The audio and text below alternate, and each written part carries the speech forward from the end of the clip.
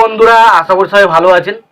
তো বন্ধুরা, এখন যে বিষয়টা নিয়ে আমি কথা বলবো, তো সেটা হলো প্রসেনজিৎ চট্টোপাধ্যায়ের ছবি, যেটার নাম হচ্ছে একাই 100। তো এই ছবিটা স্পেশালি ভালো লাগার অনেকগুলো কারণ রয়েছে। তো প্রথমত হচ্ছে বলি, প্রসেনজিৎ এবং দীপঙ্কর দে এই ছবিতে হচ্ছে হিরো এবং ভিলেনের ক্যারেক্টার প্লে করেছিল। এবং আমরা বরাবরই দেখেছি, যতবারই আমরা বরাবর দেখেছি যে প্রসেনজিৎ চ্যাটার্জি এবং দীপঙ্কর দে একই ছবিতে হিরো এবং ভিলেনের ক্যারেক্টার প্লে করেছে। সেই ছবিটা কিন্তু আমাদের কাছে বেশ মজাদার বা বেশ ইন্টারেস্টিং লাগে, যেটা কিন্তু মিঠুন চক্রবর্তী এবং রজতাভ দত্তর কম্বিনেশন আমরা যতবার পেয়েছিলাম আমাদের ততবার ইন্টারেস্টিং লাগে। সেরকম প্রসেনজিৎ এবং দীপঙ্করদের ক্যারেক্টার যতবারই আসে সেটাও কিন্তু আমাদের দেখতে বিরাট মজা লাগে। তো আমরা যতই বলি ছবিটা ওভার দ্য টপ, ওইটা হচ্ছে না ওটা হচ্ছে না, বাট যখন এই দুটো মানুষ একই পর্দায় একই সঙ্গে ফেস অফ হয়, সেই জায়গাটা কিন্তু আমাদের কাছে দারুণ লাগে, প্রত্যেকবার দারুণ লেগেছে। এবং তাতে আপনি ছবি তুলে নিন প্রসেনজিতের সাথে, জীবনের সংগ্রাম তুলে নিন, বা আপনি সূর্য ছবি তুলে নিন, বা আরও যে সমস্ত ছবিগুলো রয়েছে সবকটা ছবি তুলে দিয়ে দেখে নিন, বুঝতে পেরে যাবেন কেন আমি কথাটা বলছি। তো ডেফিনেটলি খুব ভালো লাগে জুটিটাকে দেখতে। তো এই একাই 100 ছবিটা স্পেশালি ছবিতে প্রসেনজিতের ক্যারেক্টারটা, সে হচ্ছে বাড়ির বড় ভাই এবং তার মা হচ্ছে সন্ধ্যা রায়, এবং তার একটা বোন রয়েছে এবং তার দুটো ভাই রয়েছে। তো এক কথায় বলতে গেলে প্রসেনজিৎ তার ক্যারেক্টারটা একটা অটোওয়ালা, সে অটো চালিয়ে বাড়িতে সংসার চালায়, সেরকম একটা ক্যারেক্টার। এবং পরবর্তী সময় তার ভাই এবং বোনরা তার প্রতি কীরকম সম্পর্ক বা তার প্রতি কীরকম আচরণ করে সেটা নিয়েই ছবিটার গল্প। তো দেখুন, পুরোপুরি এটা একটা ফ্যামিলি এন্টারটেনার ছবি। এখানে পুরো ফ্যামিলিটা বিষয়বস্তুকে কেন্দ্র করে ছবিটা কিন্তু বানানো হয়েছে।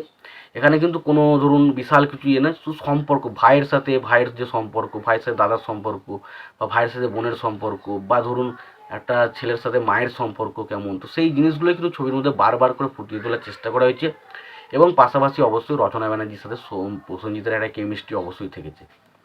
তো একাই 100 বলতে এখানে কখনোই সে অ্যাকশন হিসাবে একাই 100 নয়। একাই 100 বলতে এখানে বোঝাতে চেয়েছি যে প্রসেনজিতের ক্যারেক্টারটা, সে একা একজন মানুষের সমস্ত মানুষকে কীভাবে সুখী রাখার চেষ্টা করে, কত ভালো রাখার চেষ্টা করে, সেটাই কিন্তু বিষয়বস্তু।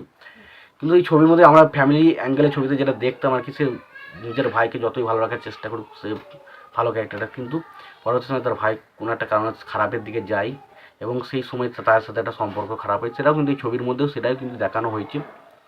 তো প্রথমত বলবো, ছবিতে ইমোশনাল পয়েন্টটা প্রচুর রয়েছে, প্রচুর পরিমাণে ছবির মধ্যে ইমোশনাল পয়েন্ট রাখা হয়েছে, যেটা কিন্তু দারুণভাবে ওয়ার্ক করে। এবং প্রসেনজিৎ যে একজন এত বড় স্টার বা এত বড় সুপারস্টার, সে কিন্তু শুধুমাত্র ভালো কাজ করে না, সেই ইমোশনাল পয়েন্টগুলো কিন্তু সে যথেষ্ট ভালো পারফরমেন্স করে, তার কান্নার অ্যাক্টিংগুলো অসাধারণ থাকে, যেই কারণে গ্রাম বাংলার মানুষ কিন্তু তাকে এতটা পছন্দ করতো। তো সত্যি বলতে প্রসেনজিতের এই ইমোশনাল পয়েন্টগুলো খুব ভালো ছিল। এবং পাশাপাশি প্রসেনজিতের সাথে সন্ধ্যা রায়ের মা এবং ছেলের যে কেমিস্ট্রি, সেটা দারুণ।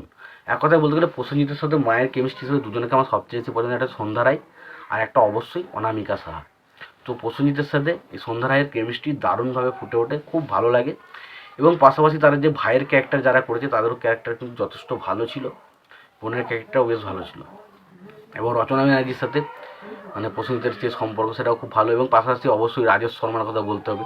প্রসেনজিৎ রাজেশ শর্মা, সেই জুটিটা আমরা পেয়েছিলাম প্রতিবাদ ছবি থেকে।